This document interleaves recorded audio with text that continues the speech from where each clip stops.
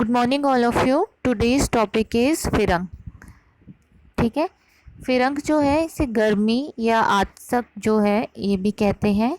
फिरंग जो है ये मैथुनजन्य संक्रामक रोग है। ठीक है, इसे सेक्सुअली ट्रांसमिटेड डिजीज भी कहते हैं। फिरंगियों से फॉरेनर्स से मैथुन करने से भारत में आया, इसलिए इसे फिरंग रोग कहते हैं।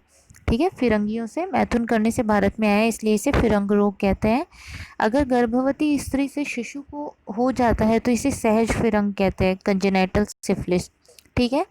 ट्रेपोनिमा पैलिडम जो है वह इसका जो जीवाणु है, बैक्टीरिया, जिसकी वजह से यह डिजीज़ होती है, यह एक तरह का ग्राम नेगेटिव बैक्टीरिया है। ठीक है।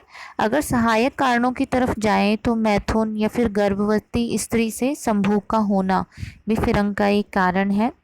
फिरंग का संचय काल जो होता है यह 2 से 6 सप्ताह का होता है। इसके अंदर अगर हम फिरंग के लक्षणों की बात करें तो इसमें 4 अवस्थाएं होती हैं जिसके अनुसार इसके अंदर लक्षण देखे जाते हैं। ठीक है। फिरंग की जो प्रथम अवस्था है यह जो जिसके अफेक्टेड जो पर्सन है उसके साथ संभोग करने के जो है संभोग या मैथुन के लिए है। संभोग के 2 या 3 सप्ताह में शिशन पर, पेनिस पर एक छोटा सा जो है दाना होता है। ठीक है, छोटा सा दाना हो जाएगा।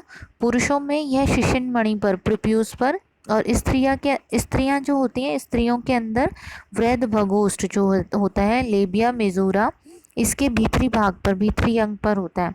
ठीक है। धीरे धीरे यह दाना बढ़कर व्रण का रूप धारण कर लेता है। यह जो है स्पर्श के अंदर कठिन होता है। ठीक है। और व्रण जो है इससे लसिका का स्त्राव होता है। इस व्रण के अंदर जीवाणु होते हैं। ठीक है। व्रण के 1 से 2 सप्ताह पश्चात वंक्षण की जो है, जो इनगुइनल रीजन्स है वहाँ की लसिका ग्रंथियाँ, लिम्फ नोड्स जो है वो फूल जाती हैं ड्यू टू इन्फेक्शन। ठीक है। अगर हम इसकी द्वितीय अवस्था की बात करें तो द्वितीय अवस्था जो है यह प्रथम अवस्था से 3 से 4 सप्ताह के भीतर यह अवस्था प्रारंभ होती है तथा लगभग 2 वर्ष तक रहती है। ठीक है। इस अवस्था में इस अवस्था में विष पूरे शरीर में फैल जाता है। ठीक है। तथा ओठ होठ यानी लिप्स, जीभ, गले के दोनों ओर श्लेष्म कला में छाले पड़ जाते हैं। ठीक है, सोर्स जो है ये हो जाते हैं। छाले गोल एवं अर्धचंद्राकार होते हैं, इन्हें कॉन्डाइलोमा कहते हैं। ठीक है। ग्रीवा, कोहनी तथा कक्षा, कक्षा जो है यहाँ पे एक्जिला के लिए है कि जो लसिका ग्रंथियां हैं, लिम्फ नोड्स हैं, ये भी फूल जाती हैं, इन्फ्लेम्ड हो जाती हैं तथा रोगी को ज्वर, सिर एवं संधियों जो हेड और जॉइंट्स हैं उनमें पेन होता है, पीड़ा होती है, रक्त की कमी जैसे लक्षण, एनीमिया जैसे लक्षण मिलने लगते हैं। ठीक है। अगर हम इसकी तृतीय अवस्था की बात करें तो यह कॉन्डाइलोमा स्टेज के 6 माह से 2 साल के बाद प्रारंभ होती है। इस अवस्था में त्वचा, मांसपेशियां, यकृत, प्लीहा आदि अंगों में गांठदार ग्रंथियां बन जाती हैं जिन्हें गमा कहते हैं। ठीक है। धीरे धीरे इनमें सड़न होकर ये फूट जाती हैं और धूसर वर्ण का स्त्राव होने लगता है। ठीक है। नासिका पर होने से नासिका बैठ जाती है, शैडल नोज कहते हैं इस अवस्था को। और जिह्वा पर होने पर जिह्वा फट जाती है, फिशर ऑफ टंग जो है ये देखने मिलते हैं। ठीक है। अगर हम इसकी जो है फिरंग की चतुर्थ अवस्था की बात करें, चतुर्थ अवस्था में जो है जैसे यह प्रथम अवस्था के 3 माह के भीतर तथा लगभग जो है 25 से 30 वर्ष बाद भी विष का जो है आक्रमण इसमें देखने को मिलते हैं। इसके अंदर जो हमारा केंद्रीय जो है नर्वस सिस्टम है, सेंट्रल नर्वस सिस्टम संबंधी जो विकृतियां देखने को मिलती हैं तथा पेशेंट के अंदर उन्माद एवं खंजता जो है इनके लक्षण उत्पन्न होते हैं। ठीक है, देखने को मिलते हैं।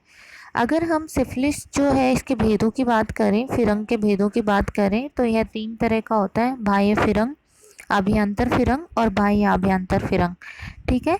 बाह्य फिरंग जो होता है इसके अंदर फोड़े निकलते हैं, पीड़ा कम होती है और फूटने पर व्रणवत जो है अपीयरेंस मिलेगा और यह सुख साध्य व्याधि है। ठीक है। आभ्यंतर फिरंग जो है यहाँ संधिगत होता है, जॉइंट्स का इन्वॉल्वमेंट हो जाता है। ठीक है। और इसमें जो है आमवात यानी गठिया जो है रियोमेटॉइड अर्थराइटिस के समान तीव्र वेदना देखने को मिलती है, यह कष्ट साध्य व्याधि है। ठीक है। बाह्य और आभ्यंतर सिफिलिस जो है दोनों स्थानों पर होता है। ठीक है, और दोनों के सम्मिलित लक्षण जो है इसमें देखने को मिलते हैं। ठीक है, अगर हम फिरंग के अंदर सामान्य लक्षणों की बात करें तो यहाँ जो जेनाइटल्स हैं, जननेंद्रिय हैं, इन पे कठिन वर्ण बन जाते हैं, हार्ड कैंकर फॉर्म हो जाता है। ठीक है, पूरा शरीर जो है, पूरा शरीर है इसके ऊपर ग्रंथियों का निर्माण हो जाता है। ठीक है, पूरे शरीर के अंदर जो है ग्रंथियां बन जाएंगी। ठीक है, इसके अलावा मंद ज्वर की उत्पत्ति होगी, रक्त की कमी यहाँ देखने को मिलती है, एनीमिया हो जाता है। ठीक है, इसके अलावा अस्थि और संधि जो है यहाँ शूल होगा, पेन होगा, और लिम्फ नोड के अंदर स्वेलिंग देखने को मिलेगी, लसिका ग्रंथि शोथ देखने को मिलेगा। ठीक है, अगर चिकित्सा सूत्र की बात करें फिरंग के अंदर तो सबसे पहले जैसे रक्तमोक्षण एवं जलों का उच्चारण यहाँ बताया गया है। इसके अलावा जैसे व्रण प्रक्षालन, व्रण धूपन और रोपण जो है चिकित्सा बताई गई है। रोपण के लिए औषध सिद्ध घृत का प्रयोग किया जाता है। ठीक है, और यहाँ रक्त शोधक औषधियों का प्रयोग बताया गया है। ठीक है, अगर हम जो है व्रण प्रक्षालन की बात करें तो यहाँ पे जैसे त्रिफला क्वाथ या फिर नींबूपत्र क्वाथ या स्फटिक चूर्ण जो है, फिटकरी का जो चूर्ण है, इससे व्रण प्रक्षालन के लिए बताया गया है। ठीक है, अगर हम व्रण पे लेप की बात करते हैं तो त्रिफला मसी। ठीक है, व्रण रोपण के लिए जो है जैसे भूनिम्बादी घृत का प्रयोग बताया गया है। ठीक है, और अगर हम रस और भस्मों की बात करें तो यहाँ पे जैसे रस माणिक्य गंधक रसायन का प्रयोग आया है। इसके अलावा वटी में जैसे आरोग्यवर्धनी वटी। चूर्ण की बात करें तो पंचनिम्ब चूर्ण या फिर निम्बादी चूर्ण। ठीक है, क्वाथ जो है लघु मंजिष्ठादि क्वाथ, महामंजिष्ठादि क्वाथ।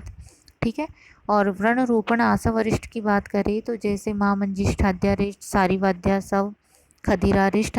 इस प्रकार से जो है यहाँ पे रक्त शोधक जो है औषधियों का प्रयोग अधिक मात्रा में जो है किया जाता है, जिससे जो है इस व्याधि की चिकित्सा हो सके। Thank you so much.